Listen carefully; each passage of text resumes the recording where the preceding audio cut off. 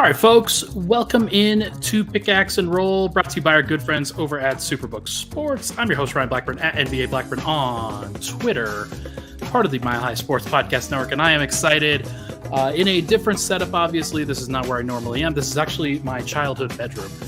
Shout out to my parents. I will give a little bit more info, just a little bit there, but thank you so much for tuning in. Really appreciate you guys for hopping on. Late hour, obviously, for a week that doesn't include an actual Nuggets game. This includes a Summer League Nuggets game, but this is why y'all are the sickos, just like me. And I really appreciate all the love. Really appreciate all the support. Thank you so much for hopping in. If you can, it would be awesome if you could rate, review, and subscribe to the podcast, Apple Podcast, Spotify, Google, wherever you get your podcasts. Hit that like button below if you're watching on YouTube. But for everybody else, just thank you so much for enjoying, and I really appreciate all the love and support as always. All right, let's talk about a variety of things here, but I do want to focus in right now a little bit more on Summer League. We'll do that for the first segment, and then the thumbnail that I built out for today, we will talk about that in the second segment, and then maybe do the ESPYs in the third, just a little bit of a brief touch on that. Some fun Nuggets awards that got awarded for Denver. But really quick, before I get into all that, thank you for all of the support and sharing love. My dad is doing well. He had a pretty invasive surgery yesterday, and was like been a while since I got to see him yesterday, but he's doing great. Thank you, everybody, for the well wishes. Very unique experience for me, just not something that I've ever had to deal with before with him. He's like, when the doctors read off the all the medical history, I was like, gosh, this is a glowing report. I cannot wait until I'm 64 to have such a glowing medical report. But no, he's doing great. They did a great job with him, and I don't want to get into the details on it too much, but he's doing fantastic. So thank you so much for all the love. All right, let's talk about Summer League. Let's talk about everything that happened in this particular game. Not a fun one for the first half. Denver was down 55-35 after that first half. They were shooting like 30% from the field, 20% from three, some pretty aggressively bad shooting splits. But in the second half, Denver puts up 56 points of their own, hold the Jazz to 41 points. I thought their defensive intensity turned up a lot. They did pretty well to stay attached, and just couldn't necessarily make enough shots to really put them over the top. But Julian Strawther, Hunter Tyson, those guys show out with the most amount of points. I don't think that they played the best. I'd actually probably give that nod to Jalen Pickett if I had to grade it out, actually. But I did like what I saw from those three guys, Denver's three draft picks, Jalen Pickett, Hunter Tyson, Julian Strawther. Good stuff. Good stuff from all three of them. And interestingly enough, all three of them, and actually every starter, finished in the positive, in the plus minus for this game. Not that it really matters.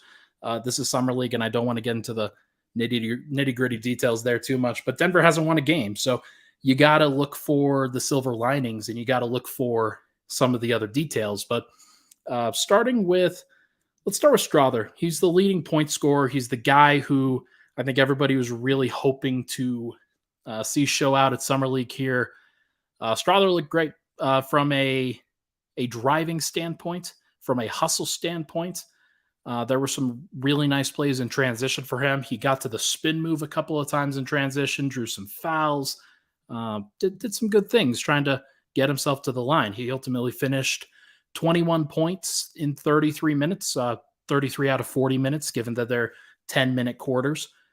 7 of 17 from the field, 3 of 11 from three. That third three that he hit was right at the buzzer. Had really struggled to get some of those good shots down. But he did make some good open court plays, did get to the rim a little bit, whether it was with the spin move or whether it was with just getting to the floater. The floater didn't really go in that much, but he did draw some fouls just attacking the rim. And I liked what I saw from him. The broadcast was making the point that he's beaten up and he's got the black eye. He's got the cut under his eye from smacking it on the hardwood last game. And he also got hit in the face, just flopping a little bit, but getting a nice little push off from the first half, or not the second half, like as Denver was trying to make their run. But he's hustling, and that's what you like to see from a guy like Julian Strawther. In the last podcast, I had talked about him not as as kind of fighting against my general perception of him as kind of that wide receiver type, that diva type, not necessarily like as the shooter. This is the chicks dig the long ball kind of guy. He isn't that. I don't think that he's that. I think he's a little bit more gritty. I think he's a little bit tougher. And I think he's willing to mix it up a little bit more than I initially thought. So really good to see him do that.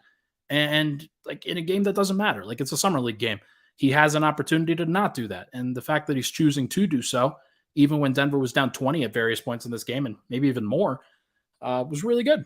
Really good to see from him. Hunter Tyson also mixing it up. 12 rebounds for Hunter Tyson, 19 points, 12 rebounds, 2 assists, 1 steal. Did have 4 turnovers, but I'm not as worried about those. 5 of 12 from the field, 3 of 9 from 3, 6 of 6 from the line. Like this was an actually like solid starting power forward kind of game from Hunter Tyson. And he did all of the things that you're hoping to see him do. Switched out a little bit defensively, did some good things there. Hit some shots. I thought he missed some shots. I thought he was very aggressive with the jumper and wasn't necessarily like the shot selection wasn't great in this one. I thought he had a very quick trigger, but I also thought he kind of earned that quick trigger with the way that he had played in those first 2 games. So not really a big deal, but was still good to see him. Was still good to see him do what he did. And I like the way that he defended. I like, even though he got crossed up, he got dropped at one point. The defender or the offensive player did not hit the shot. So good for that. Good that he didn't hit it. But was still good to see him defend, still good to see him hustle. And that was like immediately after getting dropped, he hit a 3 on the other end. So it shows a little bit of mental toughness, shows a little bit of like aggressiveness and wanting to fight back against some of the stigmas that I think he might have received in the pre-draft process. But he's fighting, he's hungry, he's got a motor.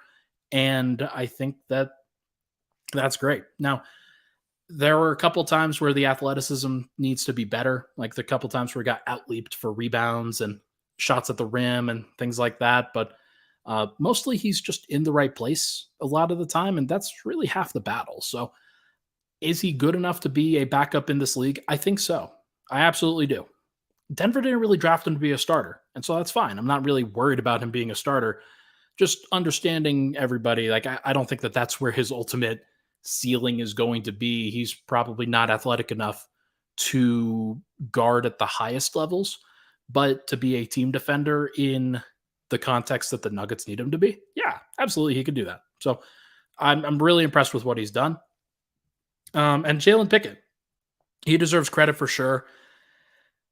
I think that so he had 2 points and 6 assists in the first half. I didn't think that he was aggressive enough getting into the lane and looking for his own shot. And he had 10 points in the second half, didn't have as many assists, also had some guys that just missed some shots when he was kicking them out the ball. But that's what happens when your team shoots 23% from 3, 10 of 43 from 3-point range. Not really Pickett's fault there. He was doing a good job of creating a lot of open shots, especially for Strawther. So I do think that this it's not a big deal. But I did like what Pickett did. I thought that he hustled. I thought that he did a lot of good things. There are still some athletic concerns that really pop up out there, but there are some awesome plays that he does make too, where he's just hustling and disrupting and in passing lanes on the defensive end. And then he will dribble around the ball and he'll bully ball somebody else that's the same size as him or smaller than him, but not actually. Like there's a lot of guys that he puts under the stanchion, even though he's their same size. So he's got that toughness. He's got that gene of knowing exactly what he needs to do and pushing against that. So there were a couple times where he got blocked or had his shot deterred or made a bad pass trying to get down there. But look, you can't really argue with the line. 12 points on 6 of 9 from the field, 0 of 1 from 3. That's probably got to go up. 0 of 2 from the line. Obviously, he'll be better there.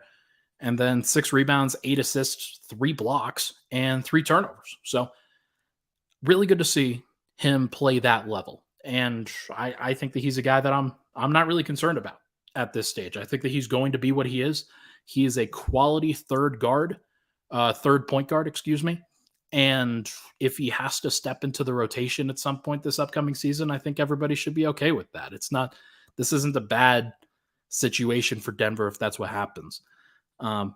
If he has to be a backup consistently for 82 games, I might feel a little bit differently, but he's talented enough and smart enough and capable enough that I think he can be okay there sooner rather than later. But we're going to find out. We're going to find out. I'm curious to see whether they can stagger him and Colin Gillespie a little bit more because there's just not enough opportunities for Pickett to just guard point guards. I would like to see him guard point guards. I want to see what that looks like.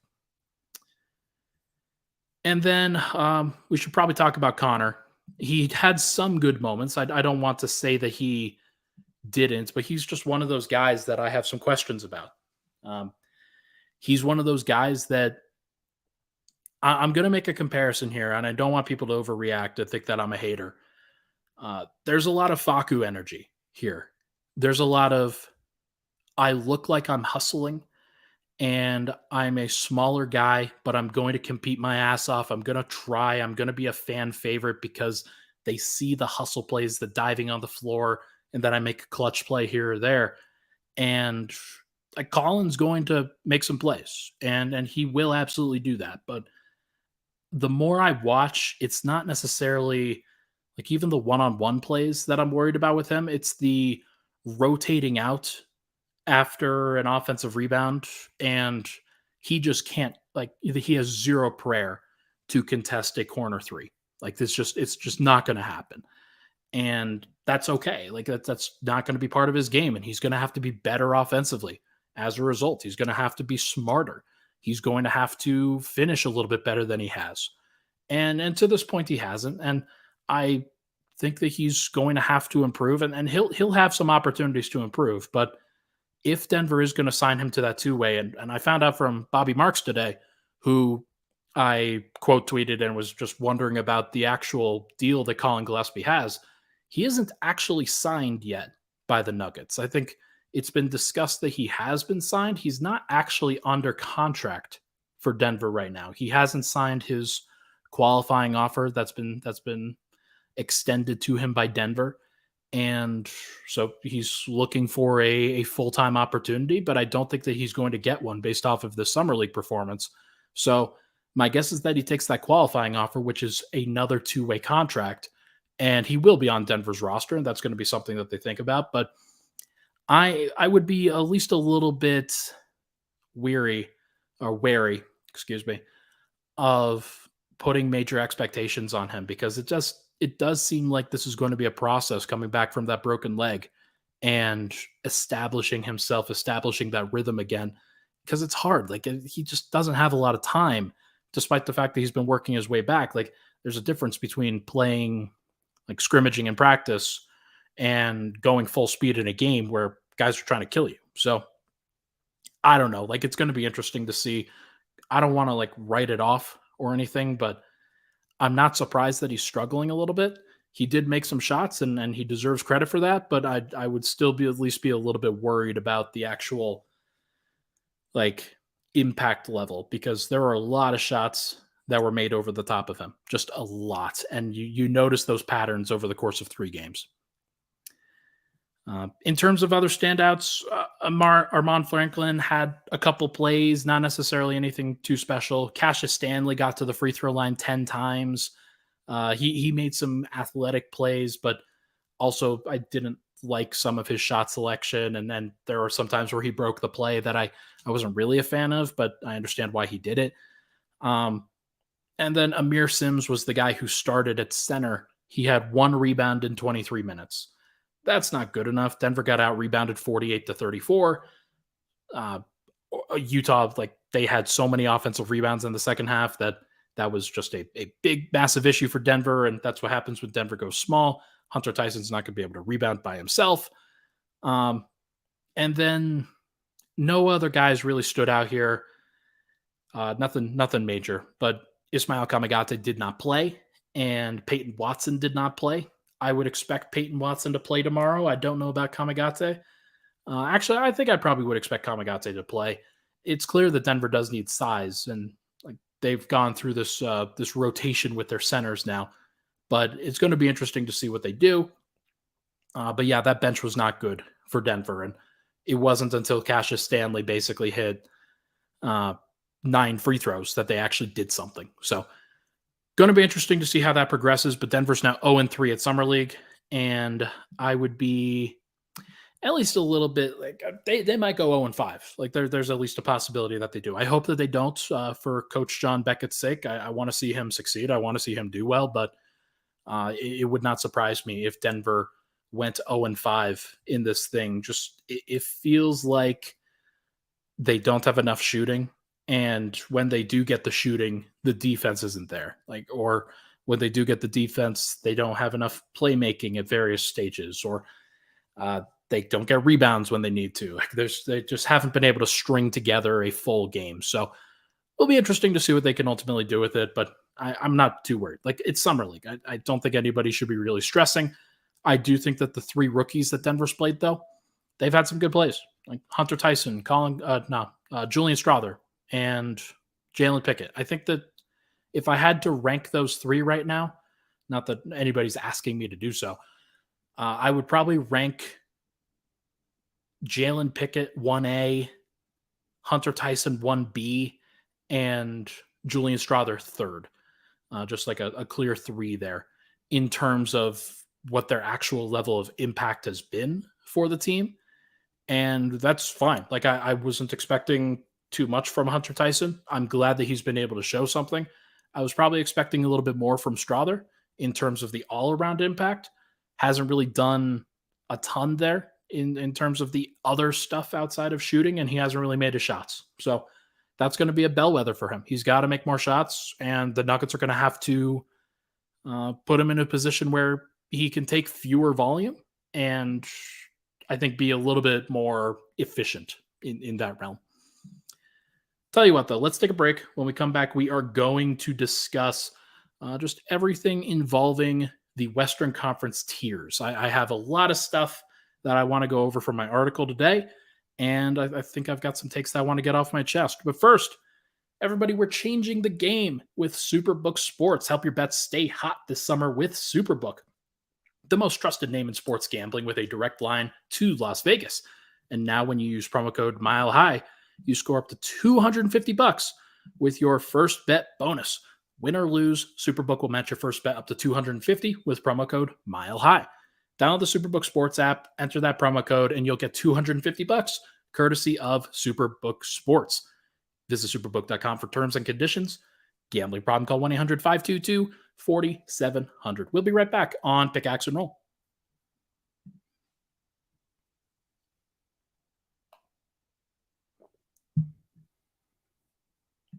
And we're back.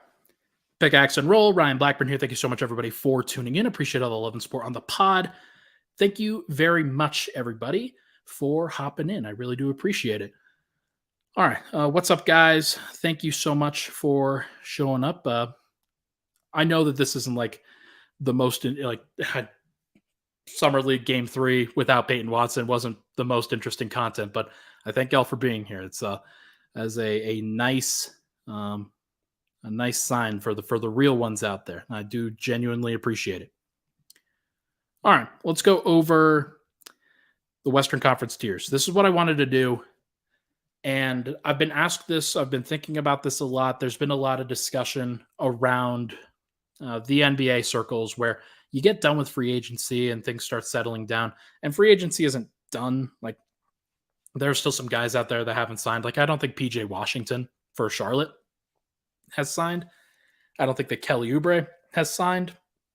I don't think that Christian Wood has signed, if I'm not mistaken. So there are still some guys that will probably go places. And, of course, you've got James Harden and Damian Lillard and players like that have made these trade requests that will probably get moved. And we'll have to wait to see where the ball drops there. But I do want to do these Western Conference tiers right now. Maybe we can revisit them in the preseason. But just post-free agency Western Conference tiers, we're going to start at the bottom, and I'm going to start with the Trailblazers and the Spurs. Trailblazers, this is the assumption that Damian Lillard is going to get moved and they are going to do a hard tank. But here's the thing. Like, if they trade Lillard for, I don't know, Tyler Hero, Nikola Jovic, not Jokić, that'd be weird. If they trade Jaime Jaquez, if he's a part of the deal, and maybe they get a few first round picks. If all of that goes to Portland, then they're not a bad team. Like, that's just not bad. You're going to have Scoot Henderson, Anthony Simons, Jeremy Grant, Tyler Hero, Yusuf Nurkic, assumably, and then you'll have various pieces off the bench, mostly rookies and young players, but some interesting guys. Some Shaedon Sharpe is also, I think, in that lineup somewhere. So they've got a lot of pieces that they could probably work in, and that they're going to have some interesting groups to play. So they don't suck. Like, that's not what this is going to be. But the problem is that the Western Conference is stacked from the top to bottom. And if you're a fan of the West, you know this. You know that this is how it's been outside of when teams are blatantly tanking. The Spurs are the other, the Blazers are going to blatantly tank. Like, they'll shut down various players. They'll probably, if they were to trade a guy like Tyler Hero, if he ends up being there, it might just be Kyle Lowry. Like, you don't know what it's going to be, but I feel pretty comfortable putting them in tier 5. I think that Dame has played his last game as a member of the Blazers. And even if he hasn't, like, they haven't been good these last 2 years either. So feel pretty comfortable putting them here. And then the Spurs are also here, despite the fact that they have Wemby. I think that Wemby's going to need some time.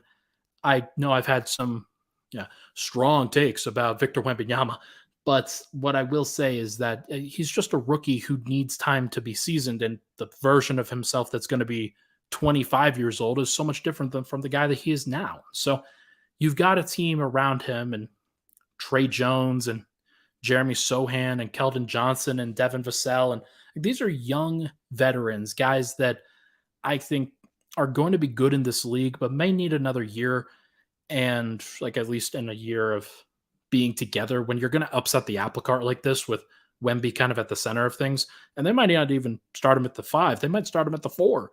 And if that's the case, then you're probably just playing a lesser lineup in and of itself. So I'm very curious to see how it works out, but I think that it's going to be slow, and I feel pretty comfortable putting them here. Next, the Houston Rockets and the Utah Jazz. Just looking at the comments here. No, Rob, Ayo is not signed yet. Ayo Dosunmu, excuse me. He'd be a great signing for any team, but the problem when you're a restricted free agent is you are basically at the mercy of your own team. And if the money dries up, then you just don't have an option there. So that's going to be a problem for him in Chicago. And especially, like, they have the leverage now. They have all these guys that have they can say that they have, like Javon Carter and Kobe White and players like that, young players that they are still re-signing. So I'm surprised that he hasn't been signed, but going to be interesting. Tier 4 for the Western Conference, the Houston Rockets and the Utah Jazz. Houston, I think, has done enough with the veterans that they've added. Fred VanVleet, Dylan Brooks, Jeff Green. They added somebody else, and I'm forgetting who, but they added 4 players, if I remember, that are good enough to be in a consistent rotation. And you surround Jalen Green, Alperen Şengün, Jabari Smith, who looked great at Summer League, Tari Eason, who looked great at Summer League. And like, you've got enough young talent there mixed with some veteran talent there that I think that what they are probably betting on, Houston, is that Fred VanVleet can be their version of Paul Millsap, somebody who they pay a bunch of money. They're okay paying a bunch of money to him, though, because he's going to be a good veteran leader for a group. Oh, Jock Landale, that's right. Thank you, Cedric. I appreciate that. Yeah, Jock Landale that's an interesting one. So he's a good backup center for Şengün, somebody who would be pretty solid for them when Şengün is acting dumb as a young player, because young players always act dumb. So I think that's at least a reasonable option for them. And so they've got enough talent there that I feel pretty good about them winning 30 to 35 games. Is it going to be perfect? No. Might they tank at the end? Maybe. Like they probably will, if we're being honest, because that's just how the NBA does it. But I think they're going to be good enough and capable enough that they're going to want to develop at least a little bit. And Jalen Green, if you believe in him, then he has more room to grow. And same thing with Jabari Smith. Like those guys, they seem to me like good young players that they're at least you hope that they have their heads on straight and that they're wanting to do the right thing. Şengün, I feel, is pretty much in that realm too, but that's an interesting young team. And then the Jazz, the reason why I have them here and not in tier 3, the one above it, is despite the fact that they traded for John Collins, that they have Lauri Markkanen, that they have Walker Kessler, like they are good, but I think that they're a point guard away. I think that they are a ball handler away from actually tying that thing together. And when you don't have a ball handler, like their best ball handler right now is Jordan Clarkson. Talon Horton Tucker is also there, and they've got Ochai Agbaji is probably going to play a significant role, and that's just not good enough from a playmaking standpoint, in my opinion. So they're going to have a lot of talented big guys that are struggling to get the ball, that are struggling to structure the offense a little bit. Markkanen is really good, but a lot of what helped them last year was being set up by Mike Conley and being put into a great position to succeed in that front. So now he's more talented enough now that he will be okay, even without Conley being there. But I do think that once Conley was traded and they acquired Russell Westbrook and then bought him out, their point guard play went down the drain on purpose. And like Markkanen was fine, good, but they still tanked. They tanked intentionally. So, Colin Sexton's another guy. Yeah. Taco Fell says, Taco Fell. Colin Sexton's fine. Like, I'm not going to bend over backwards to credit Colin Sexton. Like, he's okay. And there were a lot of times where he didn't close for them last year for the obvious reason that he's not the best decision maker with the ball, nor is he the best defender. So I think that they're going to have a slow burn. And this just also strikes me as a team that's going to win about 30 to 35 games. Maybe a little bit higher than that, maybe a little bit better than that. But think about how great they started last year and then how easy it was for them to tank. Like, that's kind of where I see them ending up. Tier 3, Clippers, Mavericks, Pelicans, Thunder, and T-Wolves. This is a significant tier. This is a group of teams. Like, we'll talk about this one and then we'll hit a break. The reason why I have the Clippers here is I know that the rumors are that Harden's going to go there. For some reason, I just feel like it's going to fall through. Like, I don't know what it is. I know that the Clippers have been pretty quiet. It feels like they need to make a move, but they also know how important guys like Terrence Mann and Nicholas Batum and some of their role-playing defenders are to the actual chemistry of that group and the ability for that group to succeed. I don't think that they're going to get it done. Something leaves me a little bit dry there in terms of, like, I don't see that working from a deal-making standpoint with Daryl Morey. And I don't know who's in charge. It's not still Lawrence Frank who's in charge there. They have a new guy who's running the ship. But I just don't think that Harden's going to end up with the Clippers. Maybe he does. Maybe that works. And maybe like that'll certainly elevate them up to tier 2. I don't think it elevates them to tier 1. But if they do get Harden, consider the Clippers in tier 2. Mavericks is an interesting one. I had a lot of Mavericks fans. When I initially put the Mavericks at 11th on my Western Conference rankings, like basically at the bottom of tier 3, Mavericks fans were very unhappy. I think that they have a ceiling that's a little bit higher than where I put them at 11th initially, but I do think that with Luka and Kyrie, if you believe in that duo as an offensive group, then the questions start defensively. Them adding Grant Williams and retaining Josh Green and adding another defender and Rashawn Holmes, and like they still didn't really replace a guy like Dorian Finney-Smith. Like Grant Williams is not that, and they still don't have a great backcourt defender. That's still something that they probably need. Now, Josh Green is okay, but he's not great. So I'm curious to see what they do there. And one of the big issues is that when you have Kyrie and Luka and you're switching a whole bunch, sometimes it doesn't matter how many, like if you have one great backcourt defender there, you're just going to switch that guy off and you're going to have Kyrie defend, you're going to have Luka defend, and those guys just don't want to do that. So I'm curious to see whether they will. I'm curious to see whether they can handle it a little bit better. But they have other guys. They did just trade Reggie Bullock. Matisse Thybulle did get matched by the Portland Trailblazers, so he's not going to Dallas. He's actually going to stay in Portland.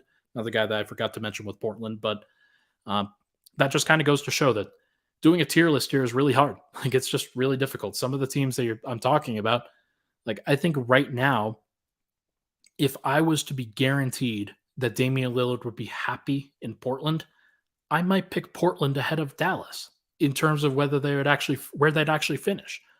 Now, that's probably not going to happen, and I think there's reasons why, but it is going to be fascinating. I don't know if I believe in the Mavs. I don't think they've given a lot of people reasons to believe in them either, so going to be interesting. Pelicans, this one is, I mean, it's hard not to, like, you guys understand why I'd be a little bit worried about the Pelicans. Like, they're at least a little bit worrisome when it comes to health, and Zion and Brandon Ingram playing together. Those guys have never found a rhythm together. And now you're introducing guys like Trey Murphy and Herb Jones from this last couple of years. And they have some incoming young guys like Dyson Daniels and players of that nature that I think that they should be playing more. The problem, though, is that they're still starting Jonas Valanciunas at center. Like, he's still the guy, from what I understand. And Willie Hernan-Gomez is their backup. And that's fine, but it's also not great. And it very much changes the complexion of your team. So I just don't think that they've really changed anything of significance with the Pelicans, and they're just relying on a little bit better health. Now, they might get that. They might have that, but I'd at least be a little bit concerned if I were their fan base of, like, okay, so where are we going? What is the plan here? Is the plan just to wait on Zion? Is that good enough? Is he good enough? Maybe, probably. But it is very dangerous. And so I'm curious to see how that ultimately pans out. But if I am a Western Conference team, the Pelicans are a great bellwether for, if you are not better than the Pelicans this season, then you should think about, like, where you're at. Like, if the Mavericks are not better than the Pelicans, then, like, they're not going to win a championship.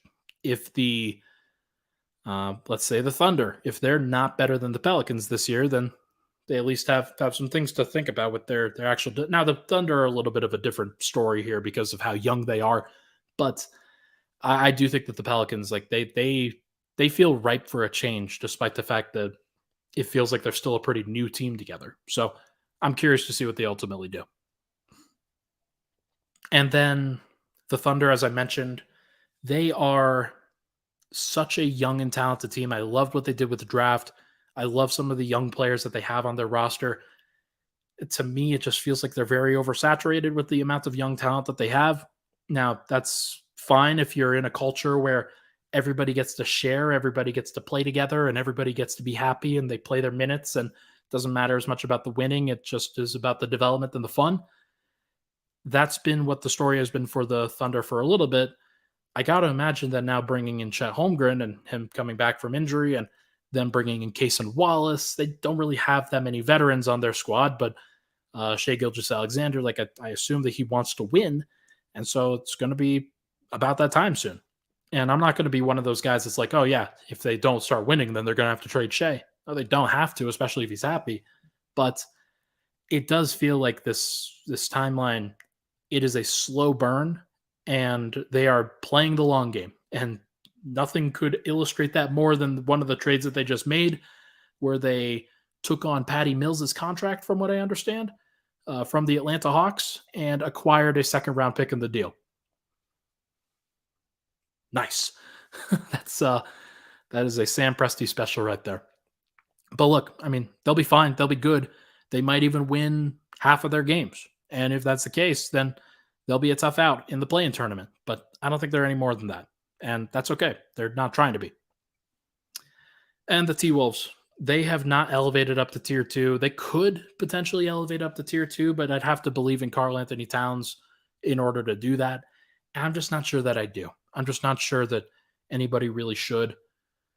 just from the perspective of I think that they need a reset. I think that it's been a long time with him being there. He was drafted in 2015, and so this is after his 7th season, and he has this massive contract that basically mirrors Jokić and what he's actually earning. So he's going to earn close to 50, 60 million, and he's not playing like a $50 million, $60 million player. So they have to reset, in my opinion. I think their roster makes so much more sense if they trade Towns for a guard or a wing that pairs well with Anthony Edwards.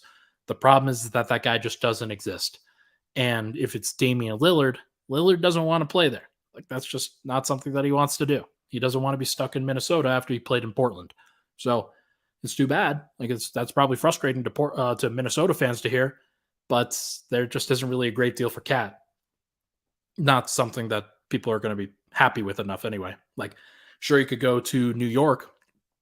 You could trade him for Mitchell Robinson, RJ Barrett, and Quentin Grimes or something like that. The Knicks might not even do that. Like, that's kind of wild, and that's not changing Minnesota's trajectory anytime soon. So going to be interesting to see what they ultimately do there. But yeah, that's my tier 3. So basically that's Blazers and Spurs in tier 5. I'm just going through that really quick. The Rockets and the Jazz in tier 4, and the Clippers, the Mavericks, the Pelicans, the Thunder, and the T-Wolves in tier 3. That's your average group, the teams that are going to be fighting for the play-in tournament for most of the year. Yeah, that's up to 7. When we come back, I'm going to go over tier 2 and tier 1, and then just do a quick touch on the ESPY awards and why those matter, why that actually matters to me. But first, this message from Scout to Huff. Hey, what's up? It's DeHuff. You got to check out my podcast, DeHuff Uncensored. I give an unfiltered reaction to all the crazy headlines from across the globe, and I'm not afraid to give an honest opinion about the Broncos, Nuggets, Avalanche, and Rockies. It's the DeHuff Uncensored podcast. Subscribe, listen, laugh. All right, we're back. Pickaxe and Roll. Thank you so much, everybody, for tuning in. Let's wrap this one up by going over tier 2, tier 1, and then the ESPYs from tonight. Western Conference tiers, tier 2, Lakers, Grizzlies, Warriors, and Kings. I think you can make a justification for sure that tier 3 and tier 2 are pretty blended in the Western Conference. Like, I think it's fair to say that any of those teams in the kind of the 7 to 11 range could find themselves at the 4, 5, or 6 seed if, like, next year, if they really wanted to be, if things go right for them. Absolutely. No, I think it's going to be very interesting to see what this particular group does. But just thinking about the standings, the Lakers were the 7 seed, the Grizzlies were the 2 seed, the Warriors were the 6 seed, and the Kings were the 3 seed. This was the matchups in the playoffs. The Lakers and the Grizzlies, obviously that one looked pretty one-sided, but that was without Steven Adams and Brandon Clark, and a lot of things just kind of lined up for the Lakers. I thought that Dylan Brooks just looked like a dummy when he was doing what he was doing in that particular series and just did not handle that pressure really well. I think the Grizzlies will be better. Marcus Smart, believe it or not, will be I think he'll be really, really good for the Grizzlies. I think he's going to be a very, very interesting player, somebody who is a winning basketball player who brings a good culture and can play 3 guard lineups with John Morant, Desmond Bane, and Marcus Smart all together. I almost said Marcus Howard. That would have been, shout out Marcus Howard. That's hilarious. But think about that trio, like how versatile that group is, how big and strong that group is, especially a Desmond Bane and Marcus Smart. They are big enough to guard 3s. Now, Ja isn't, but like if he gets his head on straight, and I strongly suspect that he will, then he's going to be in a really interesting spot. Like that's a great group for him. And Marcus Smart is it's a great hedge to put him there as a starting caliber point guard in the 25 games that Ja is going to miss.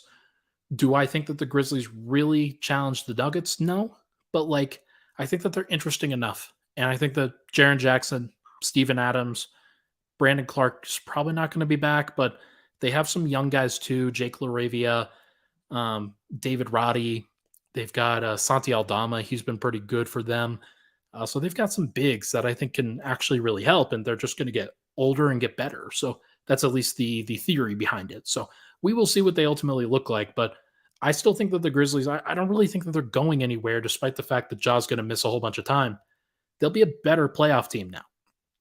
Like trading Tyus Jones for Marcus Smart is an upgrade in the playoffs. It just is. Like Tyus Jones is a player that you want for the regular season. Marcus Smart's a player that you want for the playoffs. He's going to be able to do that. So really looking forward to seeing what they look like. I think that they'll actually be really, really good. And we'll see what the rest of their team looks like too. I'm going to skip the Lakers real quick and go to the Warriors. Trading for Chris Paul is almost as much about excising Jordan Poole.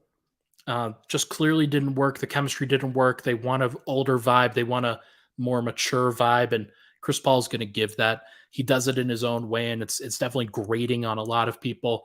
Probably not something that can last for more than multiple years, but I do think that Chris Paul makes sense for a year-long thing with Steph Curry, Klay Thompson, Draymond Green. It just makes a lot of sense from a regular season standpoint. Now, do they have enough beyond that? Kevon Looney, a good starting center for them, somebody who will play a good role, did a massive job against both Domantas Sabonis and Anthony Davis. Davis obviously got the better of him eventually, but that's just what like top 15 players do. Beyond those guys, do they have enough? Is Jonathan Kuminga going to step up? Is Moses Moody going to step up? Is Anthony Lamb going to step up? Or any of these guys, these other guys that they have? They lose Dante DiVincenzo to the New York Knicks. That's a big loss, but I still think that they are okay as long as Moses Moody can do some things. And I think that he will, but it's going to be a very interesting question. These young guys have to grow up. Like it's got to be one timeline. It cannot be two. And egos have got to get out of the way. So going to be interesting to see if they can do it. The Kings, nothing crazy with the Kings. They didn't really add anybody crazy. They just retained their guys. They gave Domantas Sabonis more money. Trey Lyles got a nice extension there. Trying to remember what else they even did, but it wasn't anything crazy. I think the Kings are going to be a little bit worse in the regular season. Teams will be a little bit more adjusted to them. Their offense is not going to be as dynamic. The defense will be a little bit better, just being a more veteran group, just kind of the natural progression of that. So if I had to guess, they were like the best offense in the league and the 26th best defense. I think it'll probably be closer to like 4-20. And so if that's the case, they're still a above average team. That's still what I would classify them as, and they'd probably be about 48 wins. That would be my guess. Whether they can actually get up to 50 or not, given how tough the West is, I don't know. We'll find out. But Sabonis is a good regular season wins guy because he's going to be able to set the table.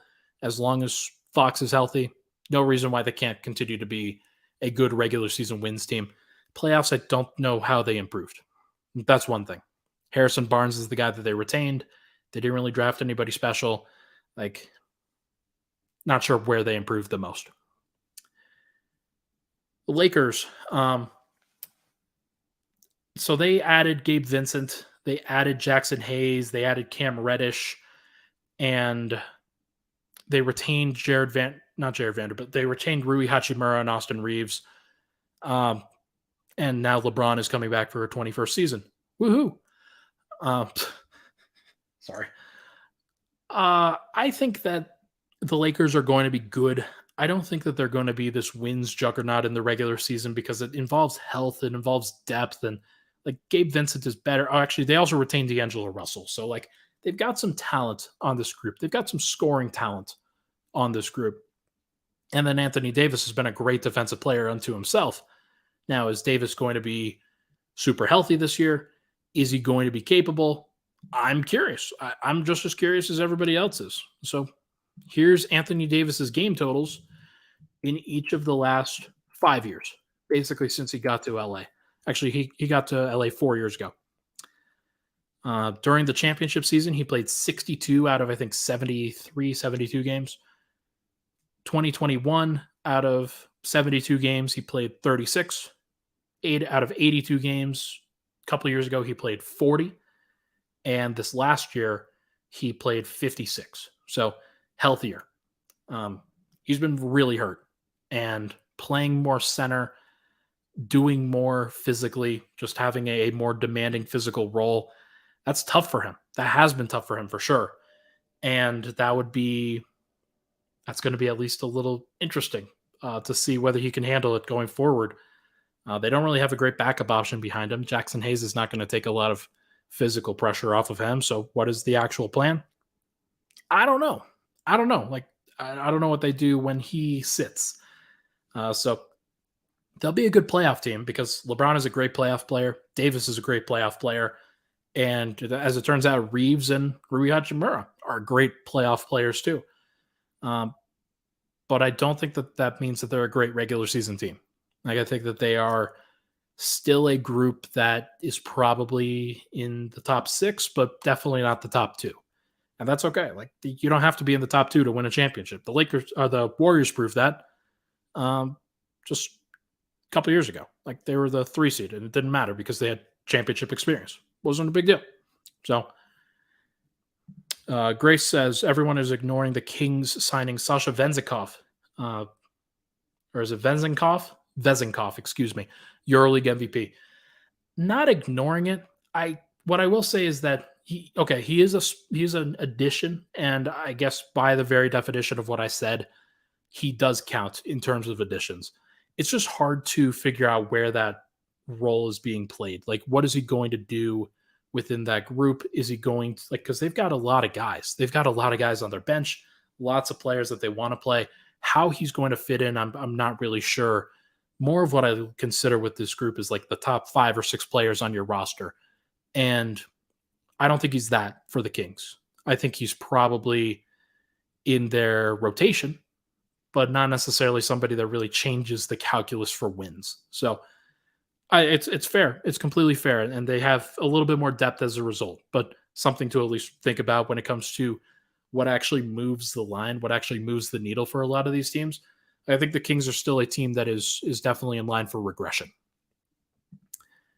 And the 2 teams at the top, I think, are going to be the Nuggets and the Suns. We'll start with the Suns.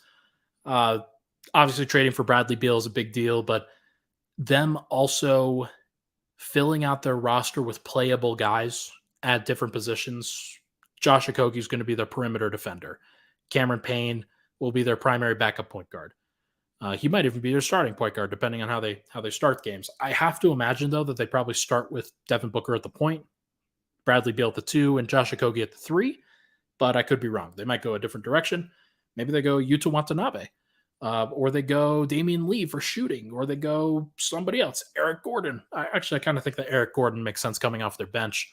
But they've got various players now that I think if you just pencil in Devin Booker, Bradley Beal, Kevin Durant, and DeAndre Ayton for 36 minutes to 40 minutes a night in the playoffs, then there's not that much you have to do around those guys in order to make it really, really good.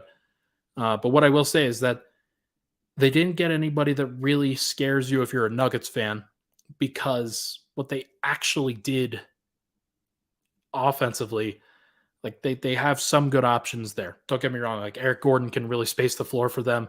Watanabe is going to be a try-hard, especially in a playoff context. Like, he'll win some key loose balls and hit a corner 3 in a game 4. Maybe play a Landry Shamet role of sorts. But is that really going to change who they are? Is it really going to change everything about who they are and how difficult it is to guard them? Yes, it's difficult, but you still have to do basically the same thing, which is close out at the 3-point line. Don't let them get all the way to the rim, and contest as many of the 2-point shots as you possibly can. That's about it. How does losing Torrey Craig affect their team? I'm not sure it affects them a ton. Torrey was fine. He wasn't like this massive impact guy for them. Like, he filled some minutes for them during the regular season. And he played a great role. But it was pretty clear by the playoffs that, like, Denver didn't trust him. They didn't respect him at all.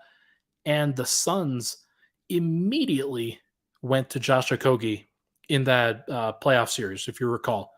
Like, they didn't even let Torrey Craig start that game. They went to Josh Okogie because they knew that they had to defend Jamal, and that's the way that they wanted to do it. Things didn't end up working out for them either way, but I don't think that that's going to end up being that major of a loss. Like Watanabe is going to do some of that stuff, and then they've got some other guys.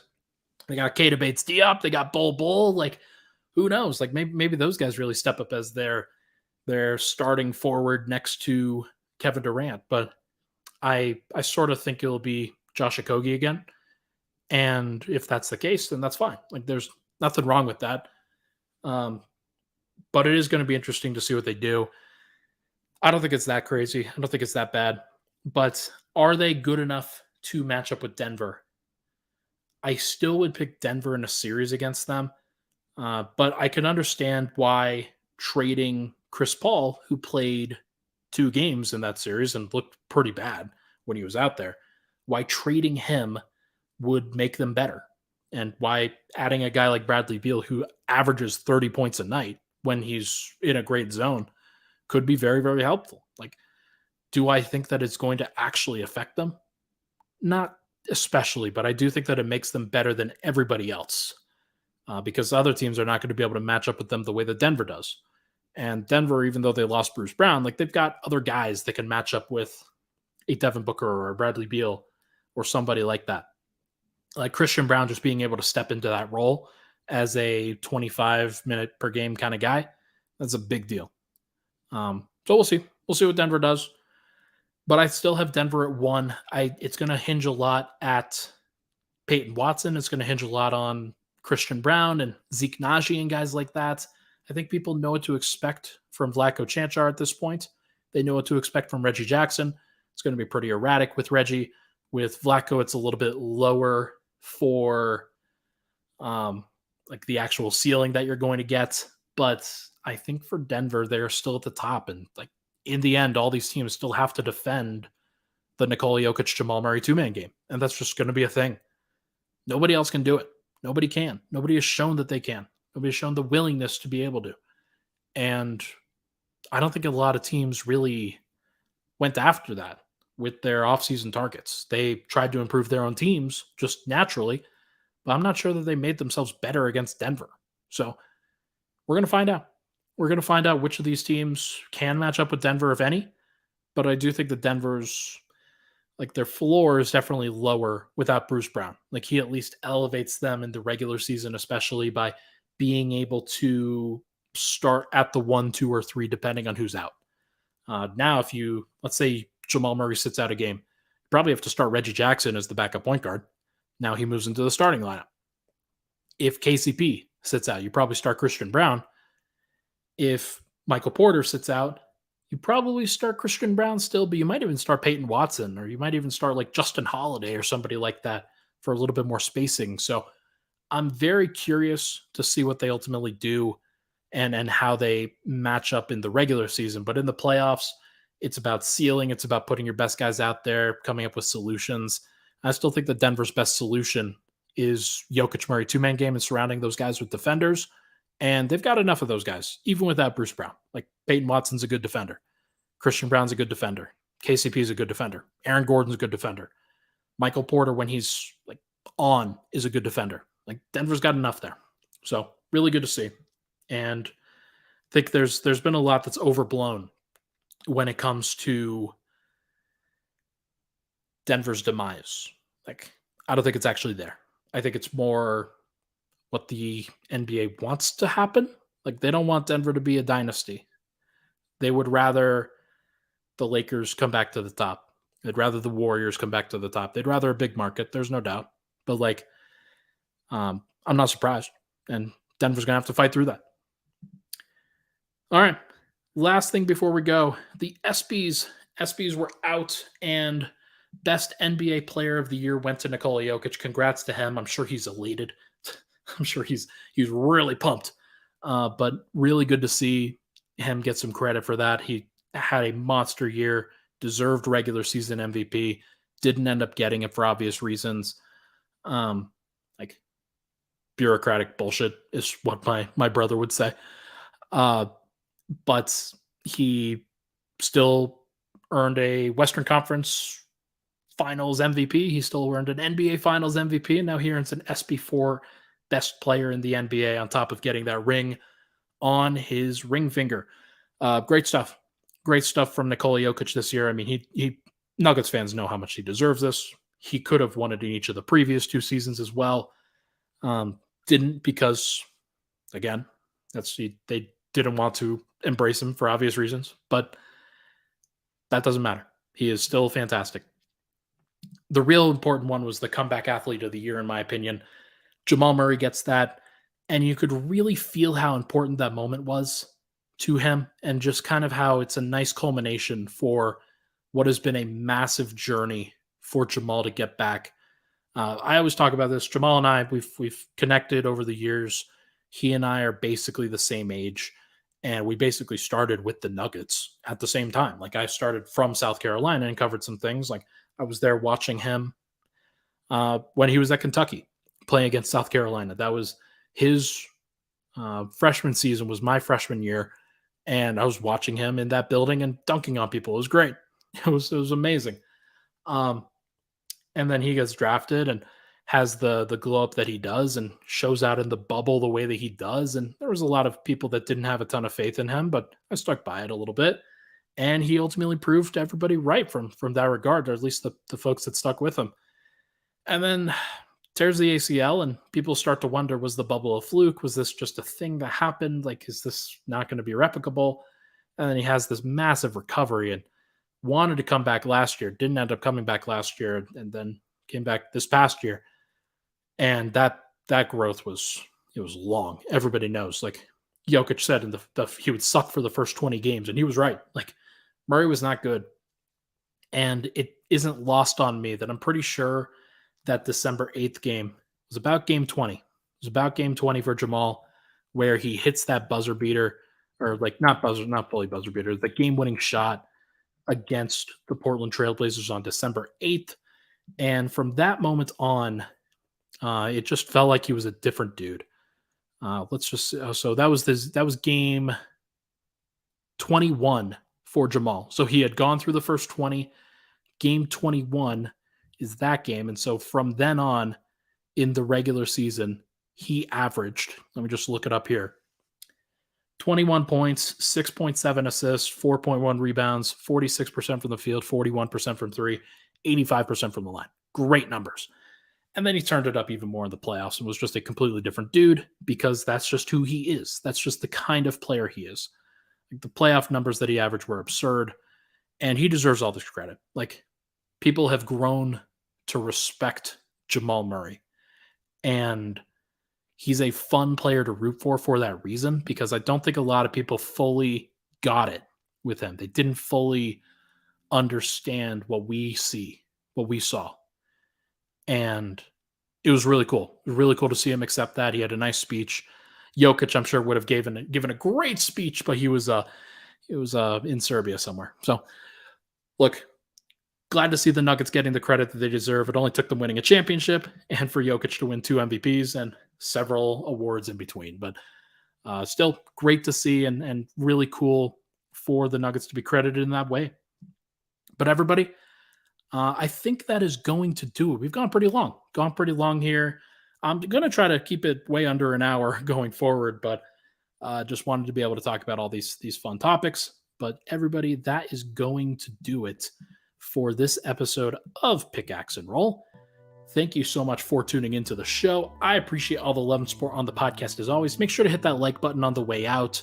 Really appreciate that. Sorry about the setup. Again, I'm at the parents' house, just doing what I can to help take care of the parents. So thank you so much, everybody, for tuning in. I will be back on Friday. Denver is playing again on Friday night.